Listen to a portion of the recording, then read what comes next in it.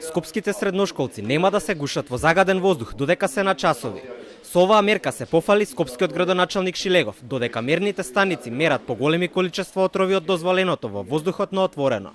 Со 190.000 евра буџетски донирани пари, 570 прочистувачи ќе бидат распоредени во училниците на сите скопски средни училишта. Во повеќе од 1/3 од текот на денот учениците поминуваат во училиштата и барем ние како град се грижиме секое дете во таа третина од времето што го поминува во рамките на училиштата да може да има амбиентален чист воздух. Од Институтот за јавно здравје повикаат добро да се провери како функционираат прочистувачите и дали кога го филтрираат воздухот испуштаат и некои други штетни материи. Мерката на Шилегов ја оценија како привремена.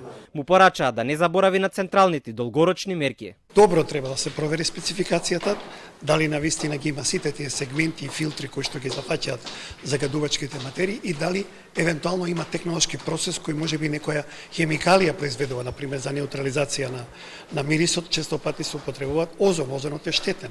Секако дека ќе го намали загадувањето во затворен простор, меѓутоа не би сакал да се дефокусира вниманието од централните мерки. Значи се работи за затворен простор каде што нема добра вентилација и сега ние мора да им помогнеме на вентилацијата со вакви апарати. Шилегов објави дека со прочистувачите во средните училишта се води борбата против загадувањето, што за градот е стратешки приоритет. Градинките и основните училишта не се дел од мерката, затоа што се под надлежност на општините.